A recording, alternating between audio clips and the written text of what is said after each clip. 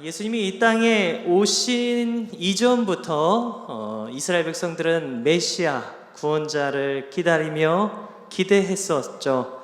성경은 이스라엘 백성들이 그렇게 기다려왔던 예수님과 그리고 그분을 만난 사람들의 이야기를 담고 있어요. 그리고 그 예수님을 만나고 변화된 인생을 살게 된 사람들이 살아갔던 그 이야기 또한 담아내고 있죠.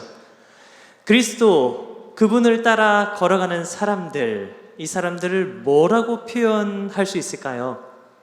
제자라고 표현할 수 있을 겁니다. 제자. 그런데 참 안타깝게도 제자라 해서 모두가 다 예수님의 참 제자는 아니었어요. 예수님과 제자들의 신임을 얻어서 돈계와 공금을 관리했었던 가룟 유다가 대표적이었죠. 그는 결국에 돈의 유혹에 넘어가서 스승이었던 예수님을 팔아버렸습니다. 그동안 예수님 곁에서 누구보다도 예수님의 말씀을 가장 가까이에서 들었고 많이 들었죠. 그리고 예수님께서 이 땅에 오셔서 보여주셨던 여러 가지 표적들을 누구보다도 곁에서 가까이 봤었던 사람이었어요. 그런데 그럼에도 불구하고 그런 그가 걸어갔었던 그 길은, 그 마지막 길은 예수님이 가시는 그 길과는 전혀 다른 길이었습니다. 어디 그뿐일까요? 다른 제자들도 사실 좀 마찬가지였었어요.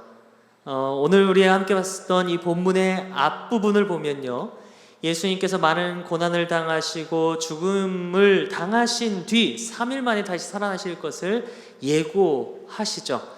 자, 그런데 예수님이 그 사실을 제자들에게 가르치시자 예수님의 수제자인 베드로가 예수님을 붙잡고 항변을 했다라고 말씀에 나와 있어요. 베드로를 포함한 제자들은 이제 예수님이 걸으실 그 십자가 고난의 길, 이게 달갑지 않았던 겁니다. 자, 그렇게 항변을 하자 예수님이 제자들을 바라보신 뒤 그 다음에 베드로에게 이렇게 얘기를 하세요. 꾸짖으며 말씀하셨다 나오죠. 33절 말씀에 이렇게 나와 있습니다. 사탄아, 내 뒤로 물러가라. 내가 하나님의 일을 생각하지 아니하고 도리어 사람의 일을 생각하는도다. 사실 이 유대 선지자들이 외쳤었던 종말론적인 이해에 따르면 메시아, 그는 바로 하나님의 대리자로서 마지막에 하나님의 심판과 신원을 이 땅에 불러올 그런 존재였었어요. 그런데 그런 존재가 죽임을 당한다니 이거는 유대교 신학에서 상상조차 할 수 없는 그런 일이었던 것입니다. 사실 이 베드로가 이 얘기를 들었을 때 얼마나 충격적이었을지, 베드로뿐만이 아니라 제자들도 다 충격을 받았을 겁니다. 그래서 그랬을까요? 베드로가 이 말씀을 들은 뒤 예수님께 항변했다. 마가복음 8장 32절 말씀에 나와 있는데, 실제로 이 단어는 33절에 나온 예수님이 베드로를 꾸짖었다라고 하는 그 표현과 같은 단어라고 해요. 그렇기 때문에 이것을 의미를 살려서 다시 번역한다면 예수님의 순환 예고를 들은 베드로가 지금 누구를 꾸짖고 있는 건가요? 선생님이신 예수님을 꾸짖고 있는 거예요. 고대 팔레스틴 문화에서 이 제자가 선생님을 꾸짖는다라는 것, 이 묘사하는 것 자체가 정말 상상하기 어려운 일이죠. 물론 지금도 마찬가지입니다. 자, 그런데 베드로가 이렇게 반응을 했다는 거예요. 예수님의 순환 예고에 베드로가 이렇게 반응했다는 것은 그가 예수님을 그리스도로는 이해하고 있었어요. 하지만 그 이해가 충분하지 않았음을 보여주는 것입니다. 이어서 오늘 본문 봤었던 그 본문의 뒷부분을 쭉 넘어가 보면 마가복음 9장 30절부터는 예수님께서 죽임당하신 지 사흘 만에 다시 살아나실 것을 또 예고하시는 부분이 나와요. 자, 예수님께서 지금 그렇게 말씀을 하시고 계시는데, 그런데 제자들은요, 그 예수님의 말씀을 귀담아 듣기보다는 그 길 가운데에서 쟁론을 했다라고 성경에 나와 있습니다. 자, 그런데 이때 제자들이 했었던 쟁론의 주제가 무엇이냐 봤더니요, 서로 누가 크냐 하는 문제였어요. 예수님은 지금 순환을 예고하고 계시는데 그들의 관심사는 어디 있었습니까? 자기들 가운데서 누가 큰 자냐, 이것이 관심이 있었다는 것이죠. 이러한 모습은 제자들의 영적인 무지와 어둠을 여실히 보여주는 모습입니다.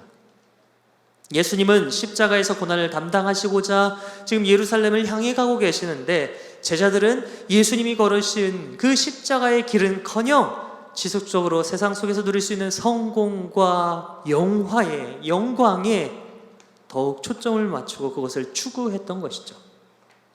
예수님이 이 땅에 오셔서 가르치신 게 무엇입니까? 직접 섬김의 모습을 보여주셨어요. 섬김을 보여주시고 그것을 가르쳐주시고 체험케 해주셨어요. 자, 그런데 제자들은 그 섬김이 아니라 성공을 지향하고 있었던 것입니다. 그래서 예수님은 성공을 지향하는 제자들에게 이렇게 말씀하십니다. 마가복음 오늘 본문 34절 말씀에서 누구든지 나를 따라오려거든 자기를 부인하고 자기 십자가를 지고 나를 따를 것이니라. 자, 예수님이 말씀하시는 진짜 제자는 과연 어떤 사람입니까? 진짜 제자는요, 단순히 예수님의 말씀을 흥미로 듣고 배우는 사람이 아니에요. 자기 목숨을 걸 줄 아는 사람이 진짜 제자인 것입니다. 사형 선고를 받은 죄수가 십자가를 지고 형장을 향해 묵묵히 걸어가는 모습처럼 진짜 제자는 나의 목숨을 걸고 십자가길을 걸으신 예수님의 말씀, 그 말 그대로 목숨을 걸고 그 예수님을 따르는 사람이 진짜 제자인 줄 믿습니다. 그렇기 때문에 예수님은 오늘 본문에 나와 있는 35절 말씀 쭉 이어서 보면 이렇게 또 말씀하시죠. 누구든지 자기 목숨을 구원하고자 하면 잃을 것이요 누구든지 나와 복음을 위하여 자기 목숨을 잃으면 구원하리라. 아멘. 저는 오늘 말씀이 그리고 있는 당시 상황 속 이 제자들을 바라보면서 그들의 모습에서 우리의 모습을 발견하게 되었어요. 우리도 예수님의 가르침을 받고 예수님의 은혜를 입은 사람들입니다. 우리는 그걸 입으로 시인하고 있고요, 찬양, 기도로 그렇게 고백하는 사람들이 바로 우리들이죠. 우리 중 어느 누구도 예수님을 저 따르지 않겠습니다 라고 얘기하실 분은 아마 한 분도 없을 것이라 생각됩니다.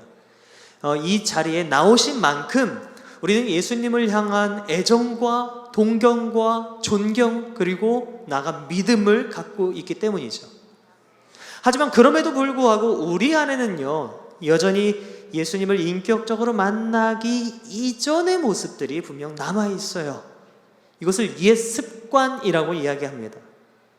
우리가 진짜 제자가 되기 위해서 첫 단추인 자기를 부인하는 것, 이것조차 제대로 하지 못할 때가 너무나도 많은 것 같아요.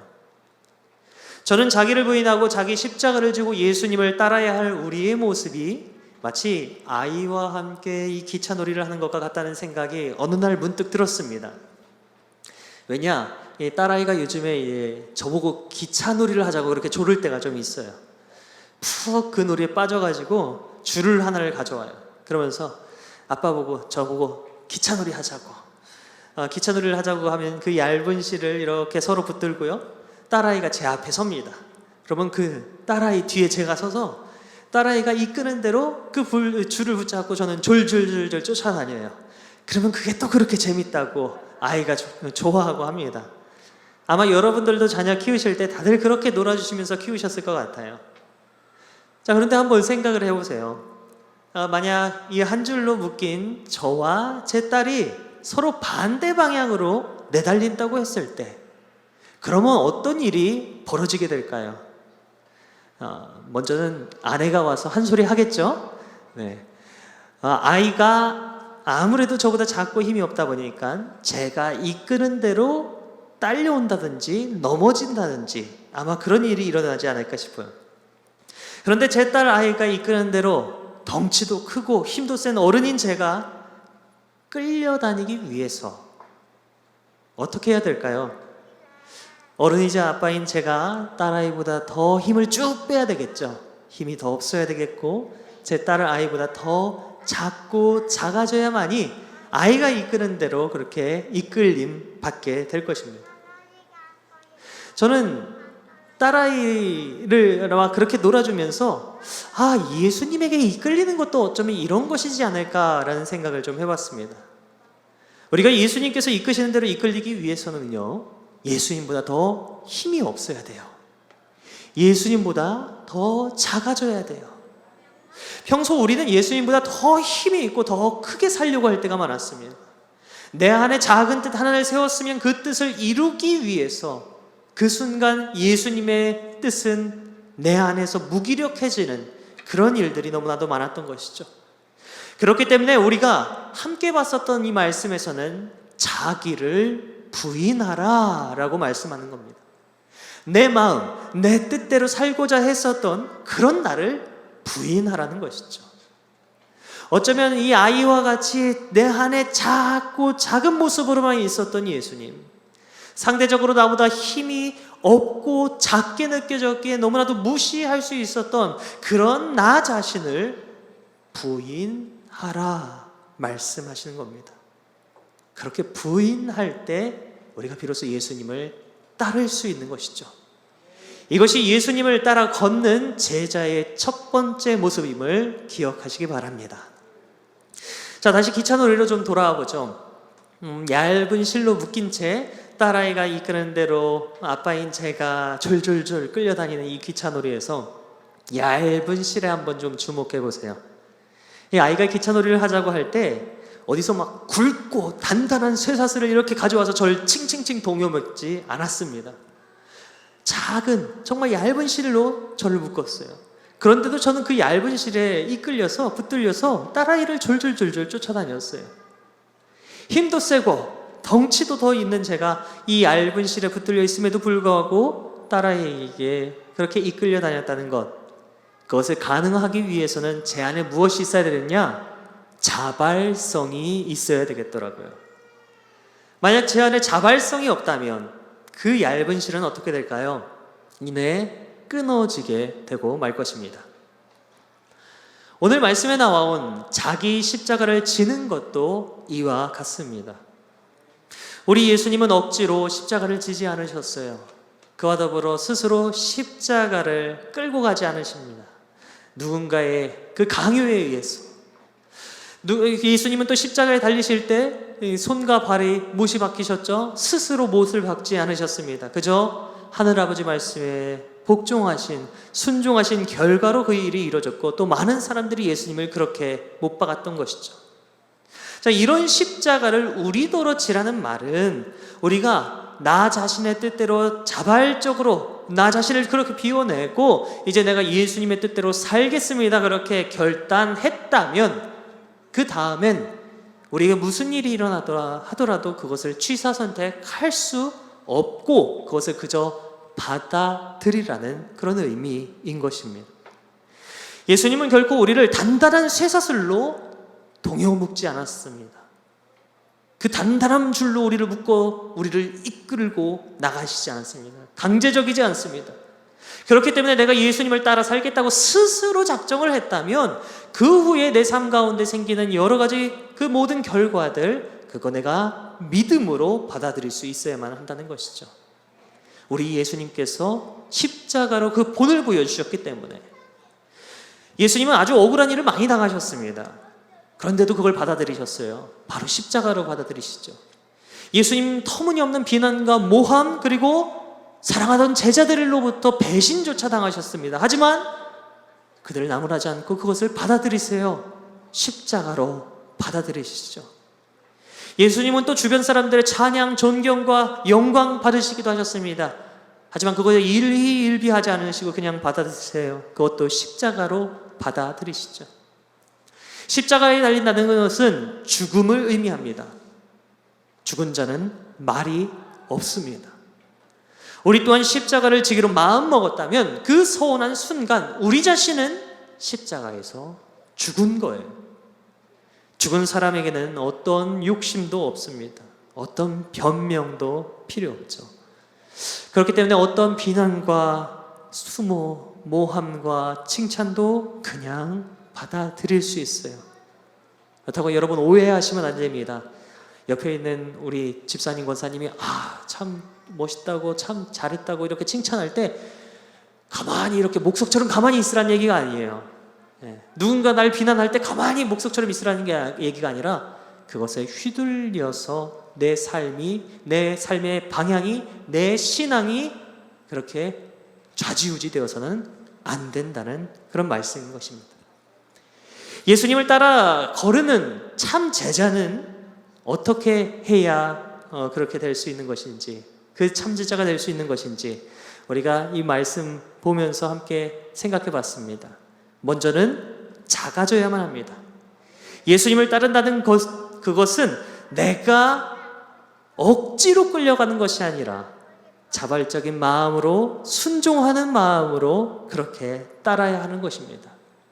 우리 이의 습관과 자기 고집을 포함한 나 자기 자신 모든 것을 부인하고 자기 십자가를 지고 예수님을 따른다는 것은 바로 이런 의미를 지니고 있습니다.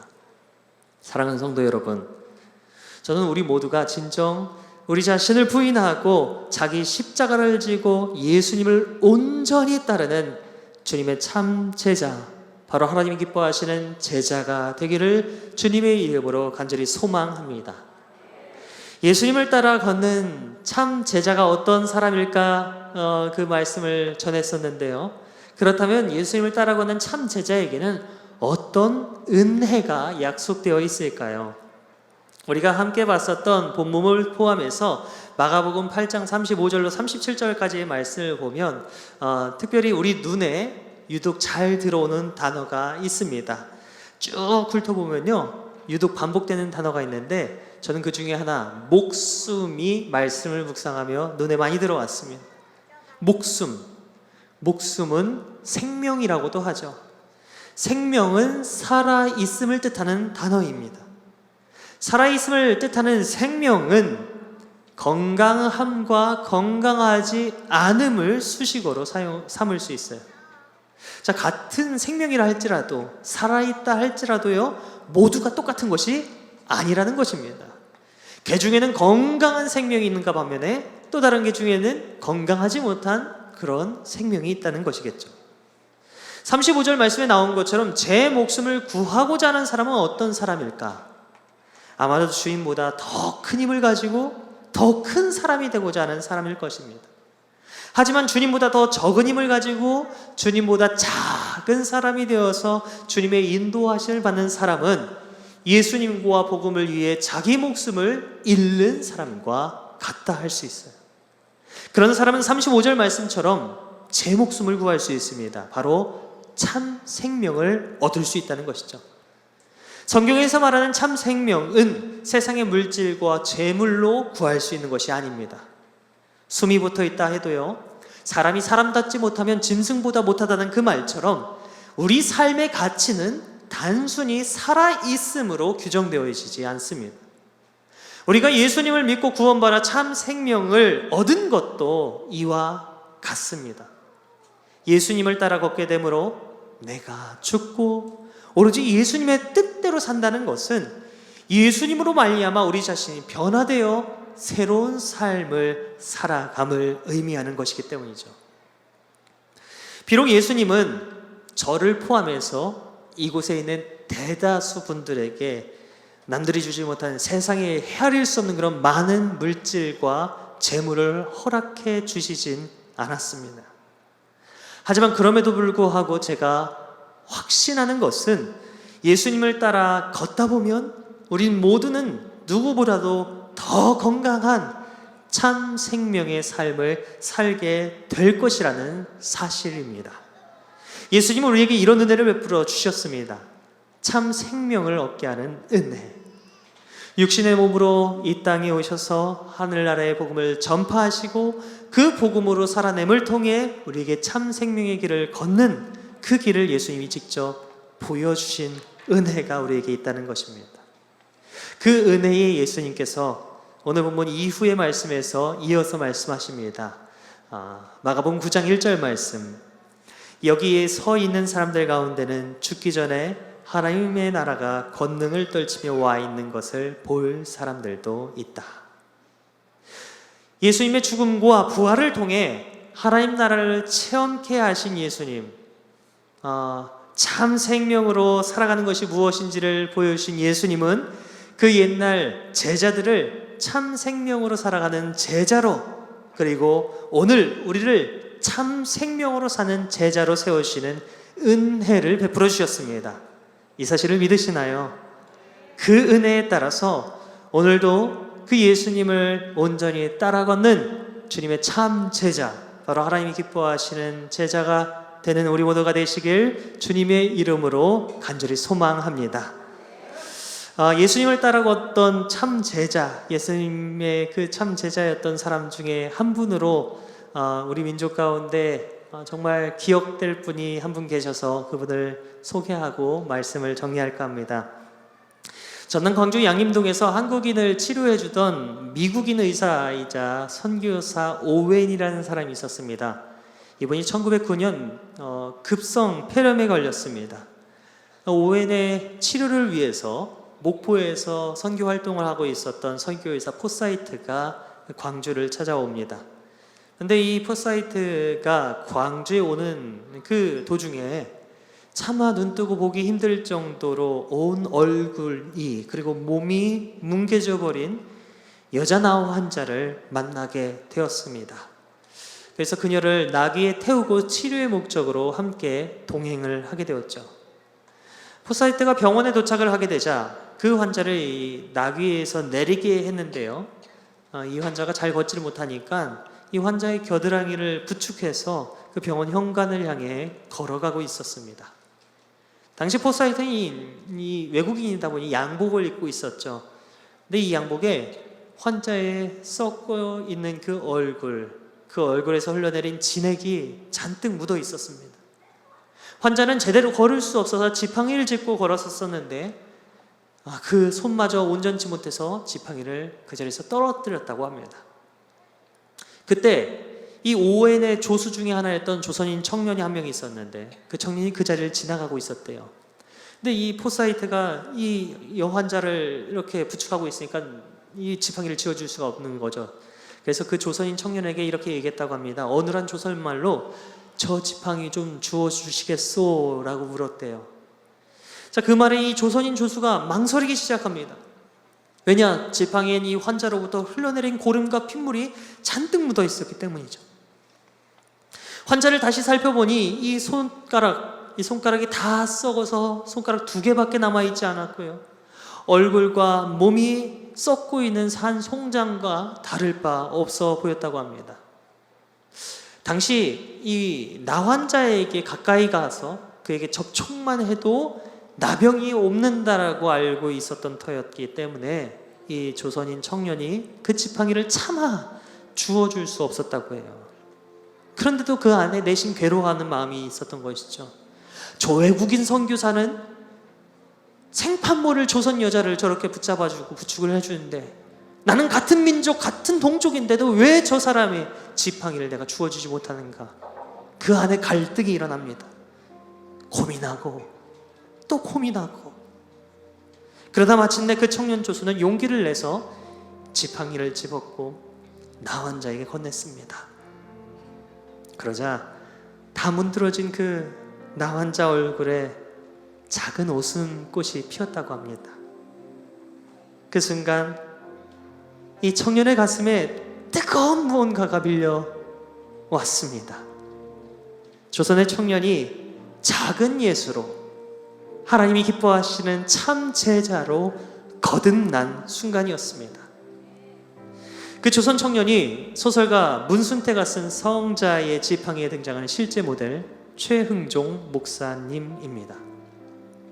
최흥종 목사는 젊은 시절 망치라는 이름으로 장터와 뒷골목에서 주름 잡던 건달 두목이었습니다. 6살에 어머니를 잃고 엄한 계모 밑에서 살았습니다.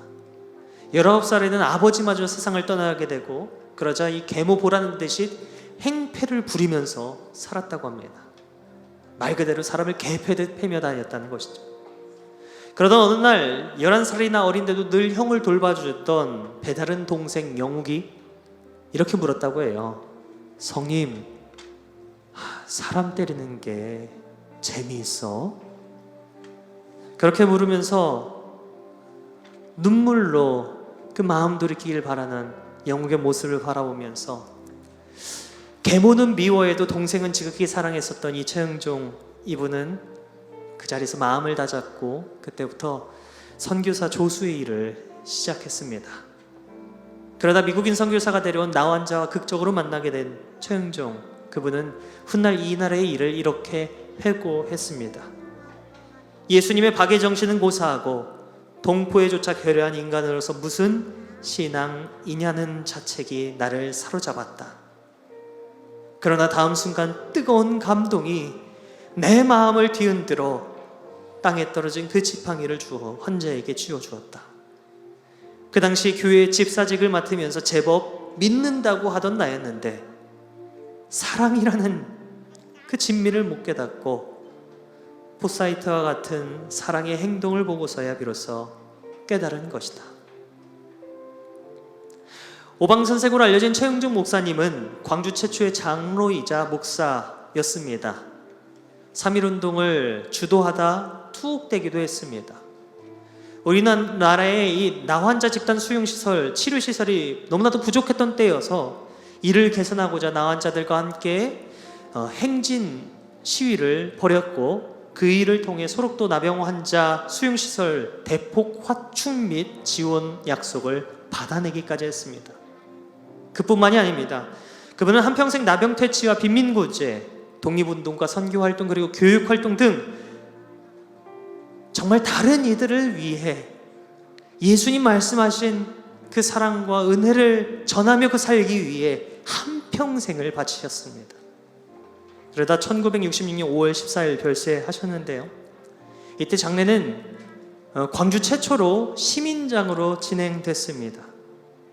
그때 각지에서 몰려온 나병 환자들, 거린들이 이 장례 행렬에 뒤쫓아오면서 오열을 했고 이렇게 울부짖었다고 합니다. 아버지, 어찌하여 우리만 남기고 가십니까? 오방 최영중 목사님은 광주의 정신적 지주이자 근대 광주의 아버지로 기억되고 있고요. 1962년 국민훈장을, 1990년 건국훈장을 수여하게 되십니다. 우리는 오늘 말씀을 통해 그리스도를 따라 걷는다는 의미를 되새겨 보았습니다. 그리스도보다 더 작은 존재가 되어서 자발적으로 그리스도를 따라 걸을 때 우리는 세상이 줄 수 없는, 하지만 하나님 나라가 줄 수 있는 참 생명을 얻게 되는 줄 믿습니다. 참 생명은 비록 우리에게 세상의 부귀와 영화를 주지 못할지도 모릅니다. 하지만 그럼에도 불구하고 기쁨과 평안, 바로 하나님 나라에서의 감사가 넘치는 삶을 허락해 줄 믿습니다. 오방 최영중 목사님은 예수님이 보이신 참 생명의 길, 하나님 기뻐하시는 참 제자의 길을 따르는 것이 무엇인지를 우리에게 알게 해줬고 우리에게 보여주었습니다. 사랑하는 성도 여러분, 우리가 이런 참 생명의 길에 제자로 초대받았습니다. 이 초대가 얼마나 놀랍고 감사한 은혜입니까? 이 초대 가운데 여러분은 어떤 제자로 주님 앞에 나가길 결단하십니까? 바라기는 이 한 주 주님보다 더욱 작아지고 자발적인 마음으로 주님을 따라 걷는 참 제자, 바로 우리 하나님께서 기뻐하시는 제자로 더욱 자라나는 우리 모두 다 되시기를 주님의 이름으로 간절히 기도드립니다. 함께 기도하겠습니다.